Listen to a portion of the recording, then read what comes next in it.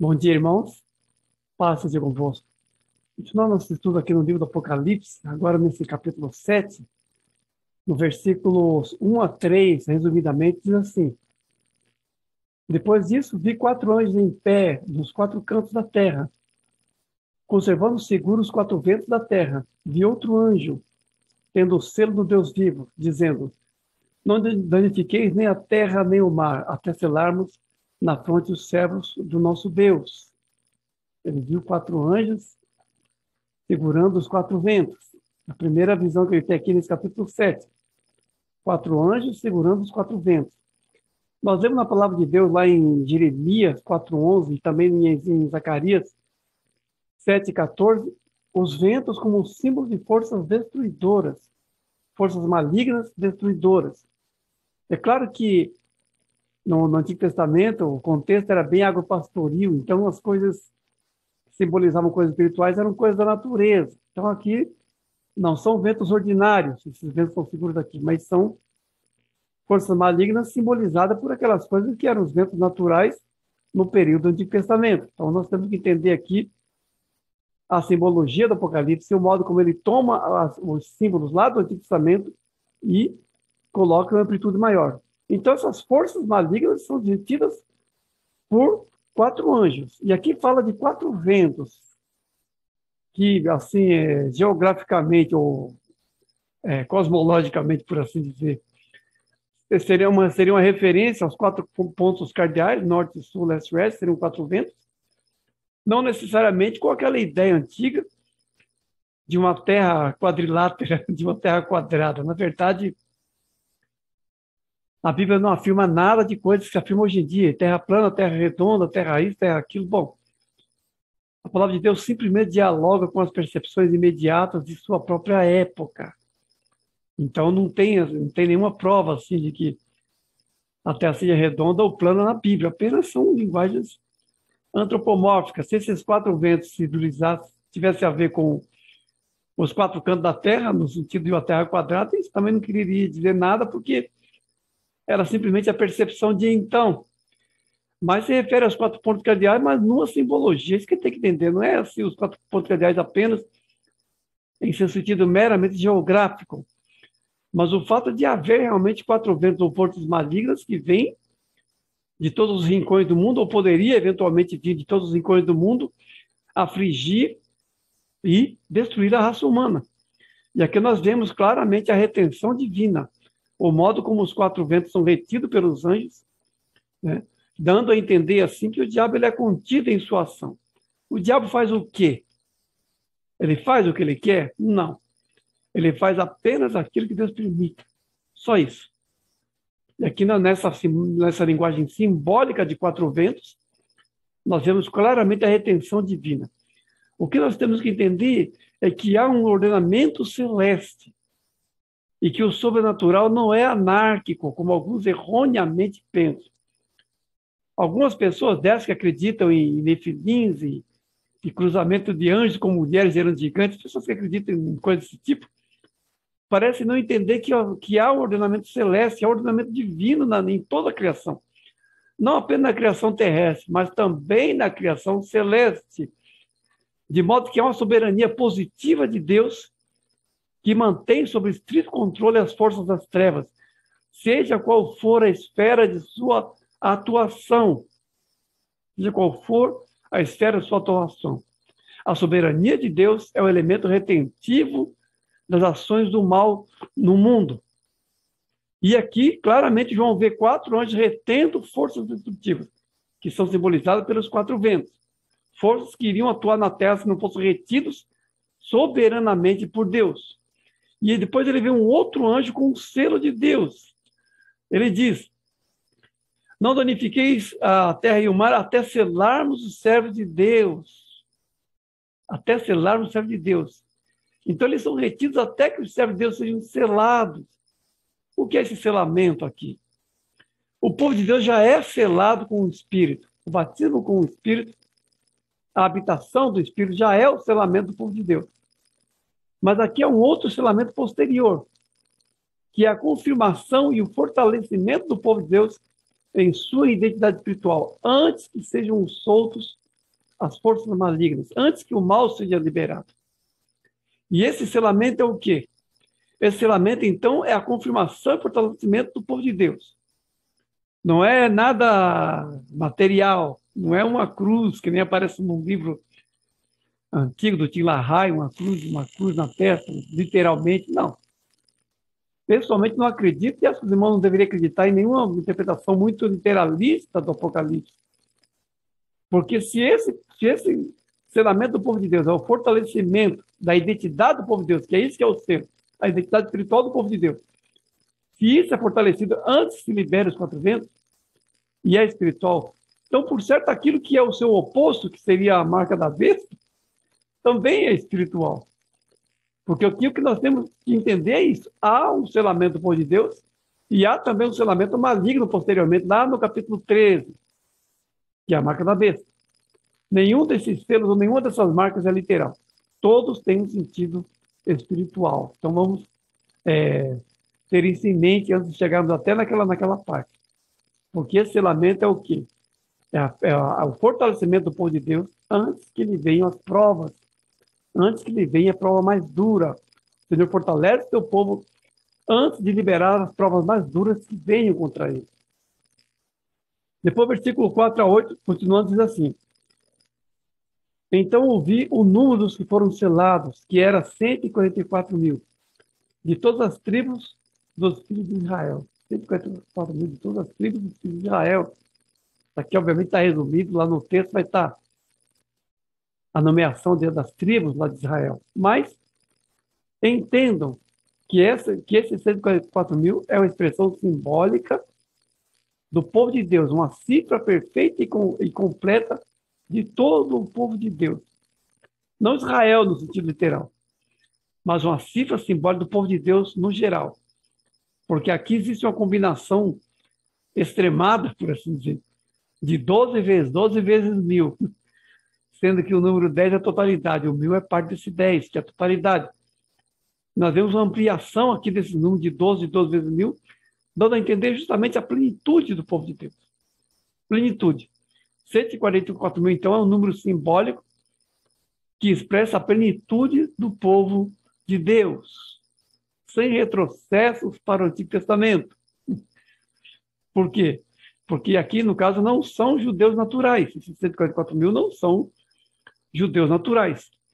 Até porque, se vocês lerem com atenção o número das tribos, vão ver que faltam algumas tribos ali, algumas tribos são substituídas por outros. Mas isso são só detalhes.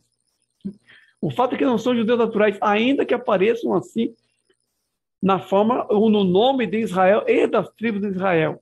O que nós temos que entender é a palavra profética e a palavra profética no Apocalipse. Primeira palavra profética, que sempre tem uma dupla referência, que é o seu sentido maior e mais completo, e o Apocalipse, que é justamente um livro que vai fazer esse inventário profético do Antigo Testamento e do Novo Testamento. Não dá toda a palavra de Deus o seu sentido maior. Então é muito pouco provável que aqui o Apocalipse esteja falando de Israel no sentido humano, uma vez que a base identitária do povo de Deus já não é mais a lei, já não é mais o que foi recebido por Moisés, e sim o sangue do Cordeiro. Nós vamos ver isso mais para frente. O sangue do Cordeiro, esses foram comprados pelo sangue do Cordeiro de todos os povos, tribos, línguas e nações. Esses 144 mil são também a expressão simbólica desse povo comprado, embora apareça na simbologia de Israel, mas por aquilo que Israel é em termos espirituais, ou por aquilo que de modo permanente Israel prefigura em termos espirituais. É nesse sentido que aparece Israel nomeado aqui.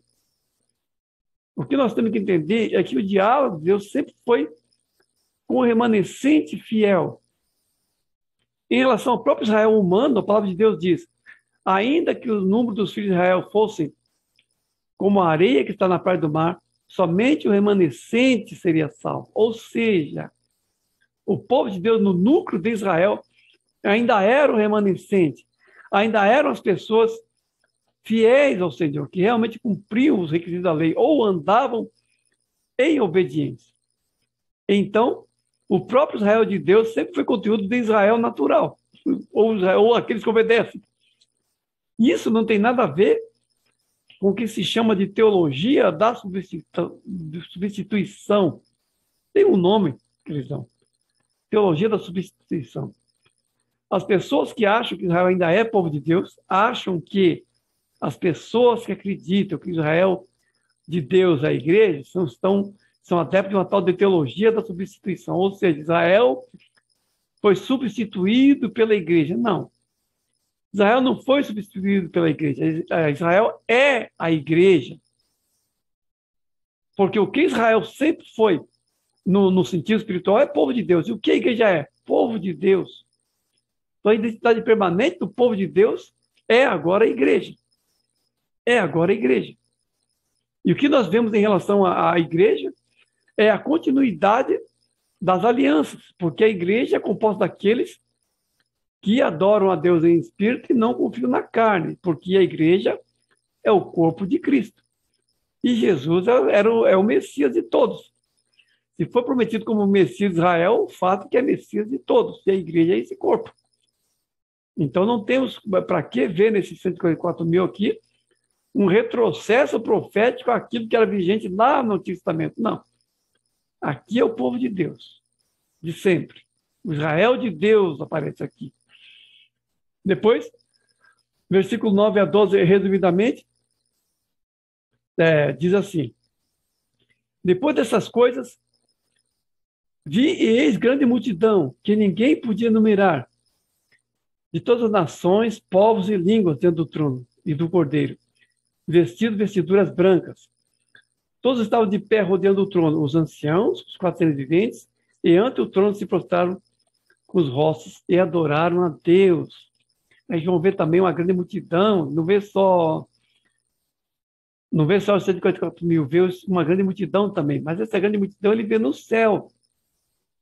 Essa grande multidão ele vê no céu, os remidos de todos os povos, línguas e nações, ao redor do trono, juntamente com os 24 anciãos e os 4 seres viventes, que são aqueles seres, que são aqueles querubins de alta hierarquia, com suas simbologizações.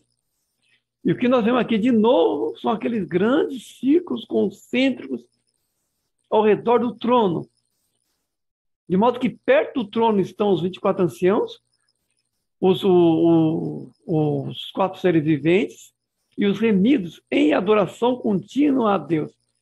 Esta é a realidade celeste mostrada a João. Como é a vida no céu, por assim dizer. João tem uma visão disso. E os remidos estão lá com Deus. Estão lá diante de Deus já. Não estão em nenhum lugar preparado. Não estão no seio de Abraão. Não estão em nenhum Sheol. Não. Estão diante de Deus, em adoração contínua a Ele. É isso que João vê aqui. Essa grande multidão de todos os povos, línguas e nações. Uma composição maior e mais completa do povo de Deus no céu. Depois, no versículo 13 a 17, resumidamente, diz assim: um dos anciãos tomou a palavra dizendo: esses que se vestem com vestiduras brancas, quem são e de onde vieram? Respondi-lhe: tu o sabes. Ele então me disse: são os que vieram da grande tribulação, lavaram suas vestiduras no sangue do Cordeiro, razão pelo que se acham diante do trono de Deus. O Cordeiro que se encontra no meio do trono os apacentará, e Deus lhe enxugará dos olhos toda lágrima. Uma promessa maravilhosa aqui, sobretudo para pessoas assim lutadas, para pessoas assim que podem ter nessa passagem um grande consolo em relação ao seu luto, em relação à sua tristeza. Mas começando aqui, então, ele vê essa grande multidão e, obviamente, ele olha assim, um pouquinho, quem será que é esse povo? E um dos anciãos, um dos 24 anciãos, começa a conversar com ele, com João, na visão. Essa multidão, quem são eles? João, obviamente, não sabe, é apenas uma pergunta retórica desse ancião. E João diz a ele: ó, você sabe. É como se João dissesse: é você que mora aqui, você que sabe. E o Senhor responde a ele que essa grande multidão são os que vieram da grande tribulação, lavaram a vestidura do sangue do Cordeiro, razão porque estão diante de Deus, lá diante do Cordeiro, e o próprio Cordeiro os apacentará. Deus enxugará dos olhos toda lágrima. Uma promessa tremenda e maravilhosa. Pessoas que vieram da grande tribulação. Essa é a resposta do ancião com relação a essa grande multidão. Ele primeiro elucida, João, o caráter da grande multidão. Quem são a grande multidão? Essa grande multidão não é gente, qualquer pessoa, não. São pessoas remidas. São pessoas que pagaram o preço. São pessoas que enfrentaram a perseguição, a espada e o fogo. Estão diante de Deus por causa disso. E aqui nós temos que entender aqui a grande tribulação, que não é, obviamente, pelo menos, não entendo assim, um período fechado de 7 anos, é um período de angústia que vai se intensificando. Por exemplo, aqui agora, nós estamos no dia 28 de setembro de 2021, e temos nessa data vários vulcões e vários terremotos acontecendo. Coisas que Jesus falou. Os homens temendo diante do bramido do mar e das ondas. Tem aí uma possibilidade de tsunami também. Esses são os princípios das dores que vão se intensificar e vão compor o quadro da grande tribulação. E quando a grande tribulação começar a acontecer, ou uma piora, porque ela se emenda nessa era, ela não é um período fechado, haverá então a revelação do homem da iniquidade, o filho da perdição, que é o anticristo, e começará uma grande perseguição aos filhos de Deus, à igreja. Essas pessoas que João vê são parte dessa multidão. Eu não diria que são multidão só desse período, mas são principalmente desse período, em que pessoas foram mortas pelas perseguições do anticristo. Que pessoas são essas? A igreja. Sempre a igreja. Sempre a igreja. Não importa que sejam 144 mil das tribos de Israel, não importa se é a grande multidão, é sempre a igreja. A igreja no céu e na terra. É sempre as pessoas que aparecem nesse livro. E a grande tribulação, um período, então, nós vamos ver também as taças da ira, já vimos as trombetas, vamos ver também as taças da ira e tudo mais, que são juízos divinos que vão ser liberados em gradação também, em intensidade crescente sobre a humanidade. Então, nós temos na grande tribulação um quadro paralelo de juízos divinos e perseguição da igreja. Existem algumas teorias escapistas, eu diria até assim que a maior parte da igreja acredita nisso, que a igreja vai escapar da grande tribulação, vai haver um arrebatamento da grande tribulação. Pessoalmente não acredito nisso. É um equívoco escapista, porque a igreja, como já disse antes, ela nunca é livrada da perseguição. Ela é fortalecida, como esses 144 mil aqui. Esses 144 mil são selados antes que se soltem os ventos malignos de perseguição, quem sabe, de catástrofe. Mas a igreja é fortalecida, ela não escapa fisicamente, ela escapa sendo fortalecida em si mesma. E aqui, então, na grande tribulação, há esse paralelismo entre os juízos de Deus e a perseguição da igreja por parte do anticristo. Tanto que essa multidão são pessoas que vieram desse período. Essas pessoas que João vê aqui são pessoas que vieram da grande tribulação. Então não há escape. Não há escape. Algumas pessoas acham que a grande tribulação ela é composta só da ira de Deus. Né? Não é composta só da ira de Deus. A ira de Deus atinge os incrédulos. Nós vamos ver várias vezes isso no Apocalipse, mais para frente. Mas a perseguição é contra a igreja. Isso é um quadro paralelo. Ao mesmo tempo que Deus libera seus juízos, a igreja é perseguida pelo anticristo. As duas coisas no mesmo período de tempo, que não são 7 anos fechados. São anos, inclusive, que serão abreviados pelo Senhor. Essa grande multidão que João vê, estão vestidos com vestiduras brancas, diz aqui. Por que estão vestidos com vestiduras brancas? Porque elas lavaram suas vestiduras no sangue do Cordeiro. As vestiduras brancas são as vestiduras de santidade com as quais nos devemos nos vestir agora. O sangue de Cristo nos purifica de todo pecado. E é o elemento principal e o único elemento verdadeiro de santificação. O sangue de Cristo. Não religiões, não práticas religiosas, não regras religiosas, mas o sangue de Cristo. O único elemento purificador dos pecados e de verdadeira santificação.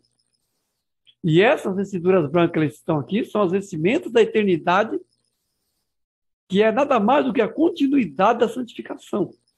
O mesmo sangue de Cristo que nos santifica agora, nos confirmará na eternidade com essas vestiduras brancas, que são vestiduras gloriosas do povo de Deus, do povo que vence a besta e está diante de Deus em adoração perpétua e em bem-aventurança.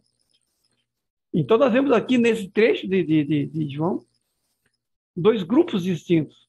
Primeiro, nós vemos os 144 mil, que são selados antes que se liberem as forças do inferno, as forças destrutivas, os ventos aqui. E também a grande multidão que já está no céu adorando a Deus. Então nós vemos o que aqui? O povo de Deus no céu e na terra. É o que nós vemos aqui. O povo de Deus que no primeiro momento é fortalecido, em sua identidade é selado pelo Senhor, tendo em vista os quatro ventos destruidores podem vir sobre ela, com prova, e, ao mesmo tempo, depois em seguida, vão ver a grande multidão, que são pessoas que já passaram pela prova, já morreram e estão com Deus no céu.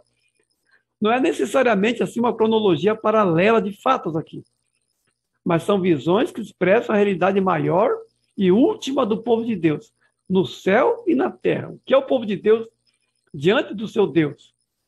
E o que o Senhor está fazendo em relação a eles? Isso é o que está expressado aqui nesse capítulo 7 de Apocalipse. O povo de Deus em sua expressão plena. E a promessa maravilhosa, né? Diz aqui, ó. E Deus enxugará dos olhos toda lágrima. Vai se repetir depois na frente. Deus enxugará dos olhos toda lágrima. Porque o testemunho da igreja no mundo leva necessariamente ao sofrimento.